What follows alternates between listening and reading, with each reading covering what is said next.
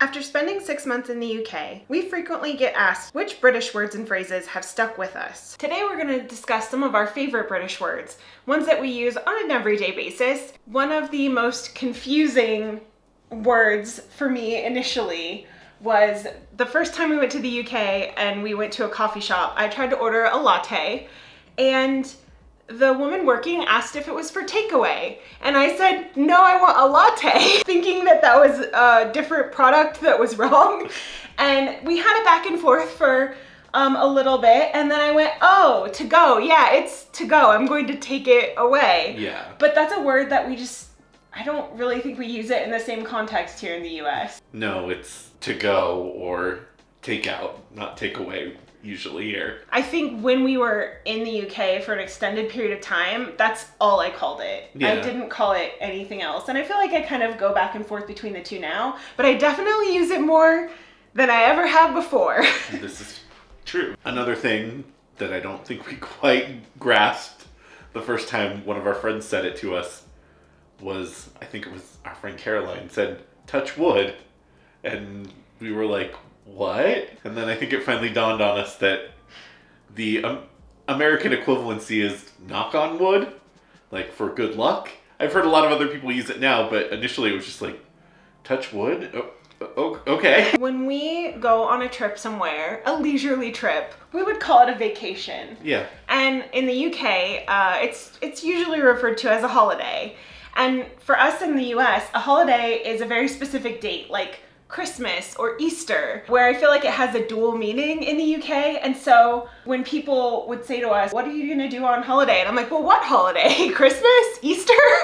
Before we ever went to the UK, I felt very confused by initially of like, well, what holiday are you referring to? But now I probably use that more than vacation. I just do. And I think a lot of the context of when we talk about holiday and like going on holiday, I think that just is, the context is usually like a British holiday. So that's the context fair, we yeah. use. We haven't really gone on many other big trips recently other than to the UK and Europe. Yeah. But I like it. It's lovely. I feel like it's a way better word than vacation, personally. Do you remember when we went to Wells and we went to Bishop's Palace? As we were leaving, the woman said to us, cheerio.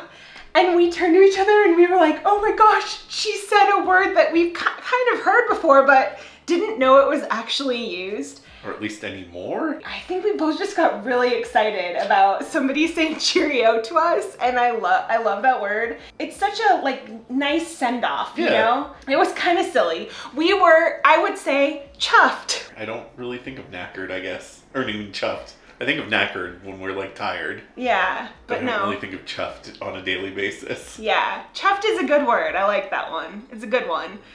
I don't even remember when we first heard the context. I mean, to be fair, a lot of the words that we learn about are from comments. People, you know, a lot of you will leave us comments and I will look that up and go, oh, what does that mean? I'm not sure. Oh, okay. So thank you for leaving comments and teaching us new words we didn't know about. Yeah.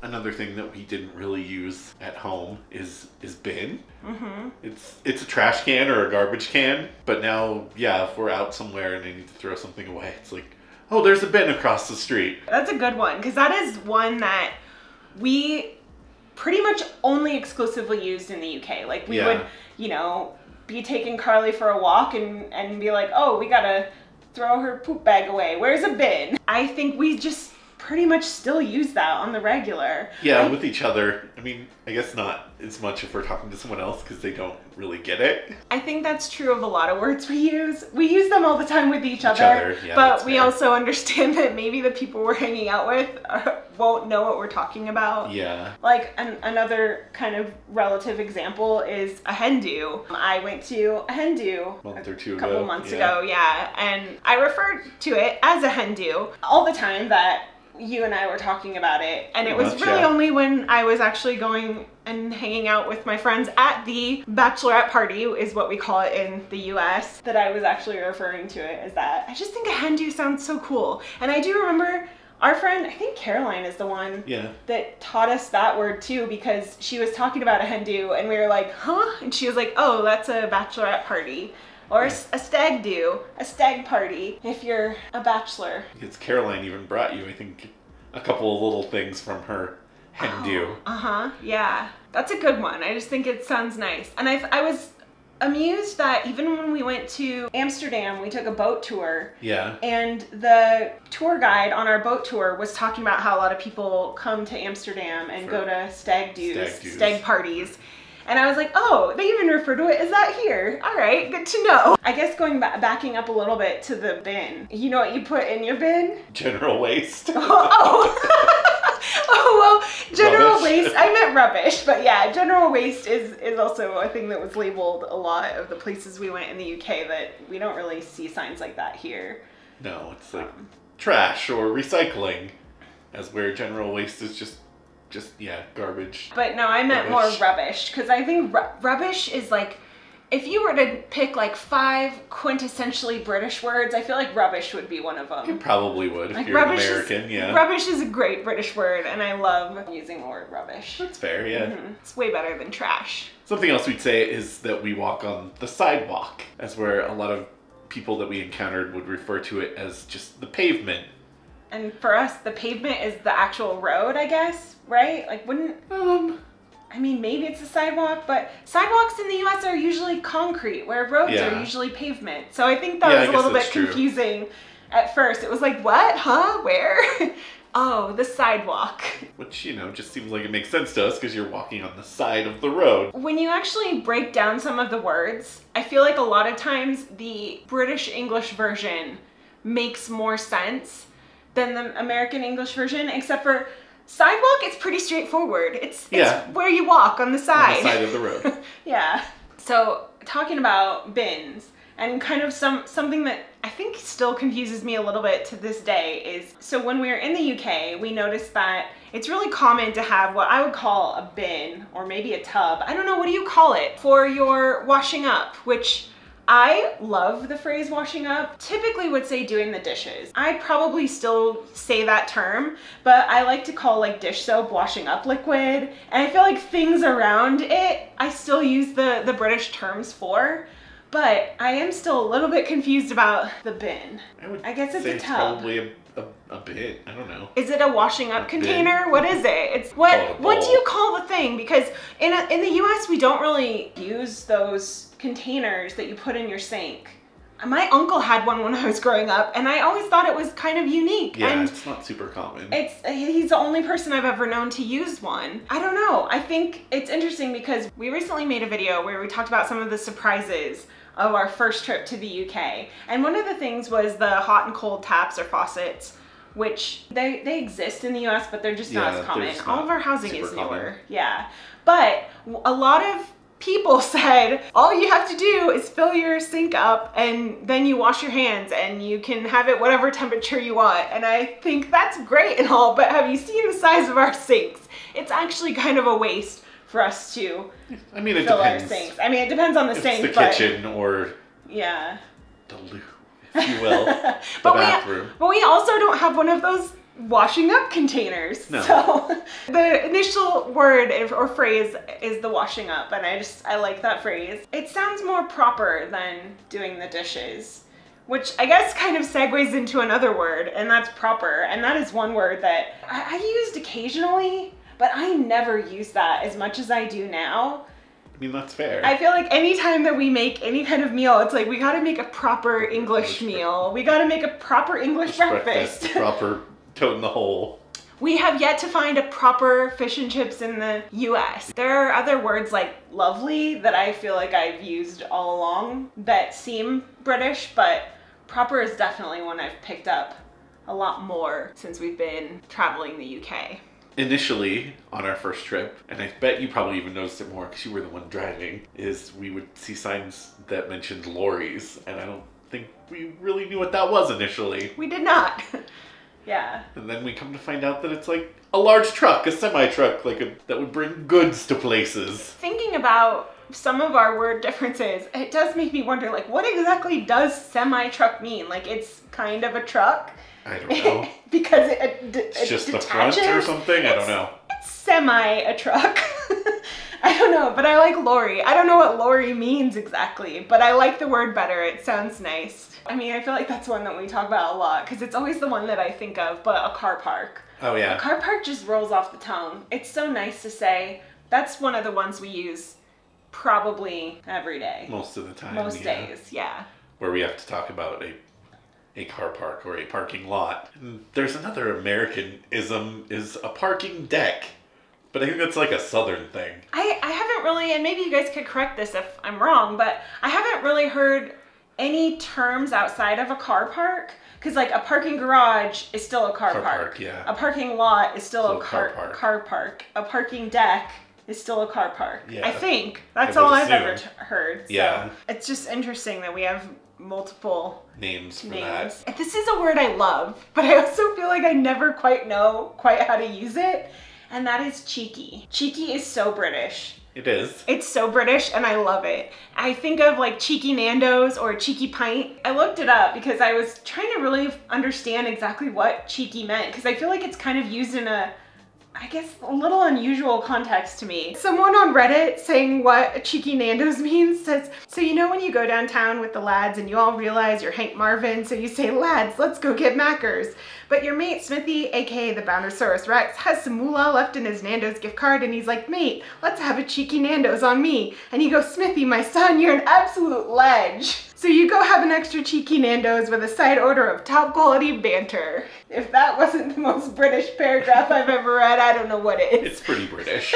Someone else said basically that it suggests that it's something you shouldn't do, but part of the joke of it is that it's actually not that bad. Yeah. And so I think that's fun. That's really fun. I also just like that it's cheeky Nando's is like the primary term I've heard. I feel like, yeah. And I do love a cheeky Nando's.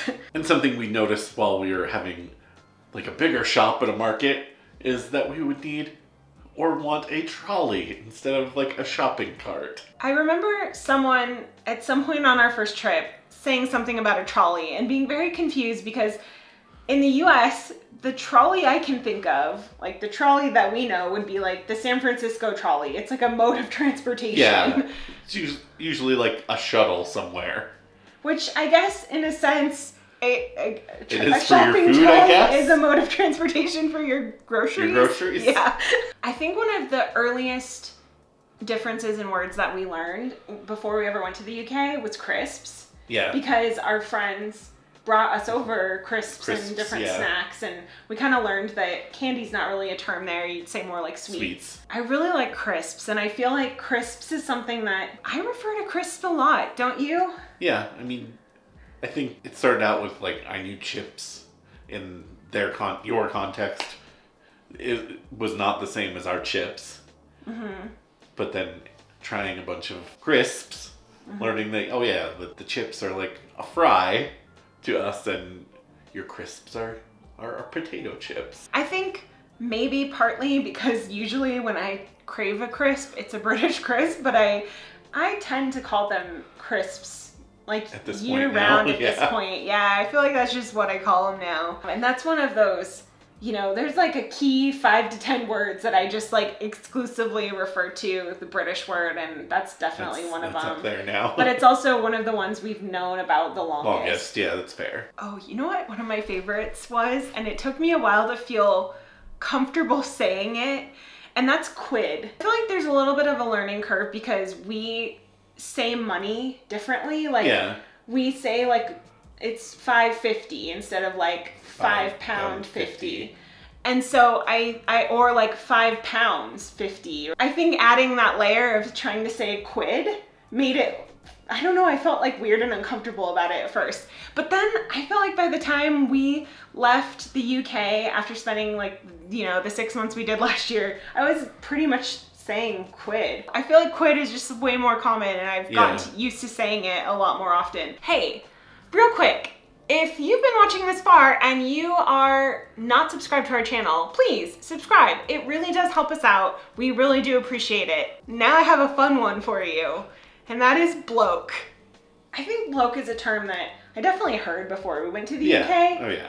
But it wasn't until we were there for a long period of time where I really got into it and I was like, yeah, those blokes over there. I felt like I adopted British culture when we were there long term. And that's, I think, a word that made me feel like I was more British, was using blokes. Right. Instead of like those guys. Yeah, that's fair. I feel like that's not one that I would particularly use a bunch, but I get that, yeah. I mean, I think we also have heard like lad and lass. Yeah. A lot, but I don't really use those as much. Those don't come as naturally as bloke does. That's I like fair. bloke. Yeah. The next thing that comes to mind would be gutted. I like that one. I think what I like about gutted is that it has such an emphasis. Yeah. It's not just like, oh, I was disappointed, or like, I was, no, it's I was like, gutted. I was gutted. I love that. I love it. I mean, I don't love being gutted, No. but it's a very descriptive, I don't know. Yeah. Kind of a visceral term, I guess. It is, yeah. It's a great word. Do we have something that's like that has that much meaning behind it? I don't know.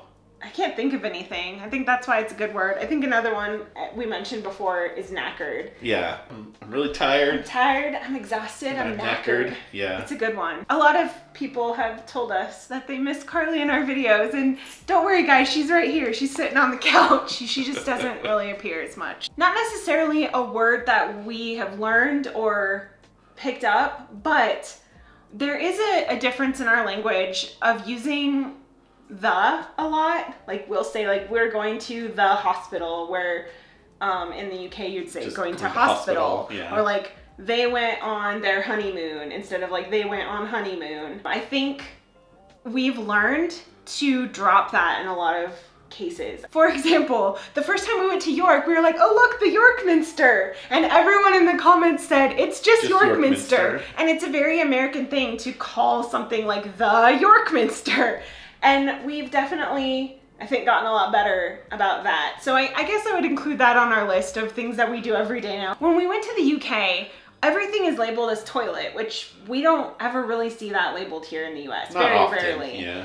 And then if someone, say, was gonna, like, a building was for lease or for rent, it would say for rent or for lease. Yeah. But in the UK, it says to let. And so we kept thinking it said toilet, but because, I don't know, it was just like a double confusion. Sort of. And I did laugh when we finally were in Bath and I'd seen someone had graffitied the I in to let, and I'm like, oh, there it is, someone made it say toilet. We could come up with so many more words that we use every day, words that very much confuse us on our first trip. Let us know if you'd like to see another video like this, and let us know if you have any words, maybe you've picked up on some American English words that have been interesting or confusing to you. Some of you have told us about how your word for eraser is rubber, and in the US that means something different. So there could be some awkward encounters in that direction. Let us know about your experiences with cultural differences in the words that we use. Thank you to our patrons for supporting our channel. Thank you for watching. If you have ever watched one of our videos, if you've ever become a patron, if you use the links when we have sponsorships in the description, you are directly helping us support our channel. Truly, thank you. If you haven't seen the video where we talk about the surprises that we had the first time we went to the UK, make sure you go check it out. It'll be right here. We'll see you over there.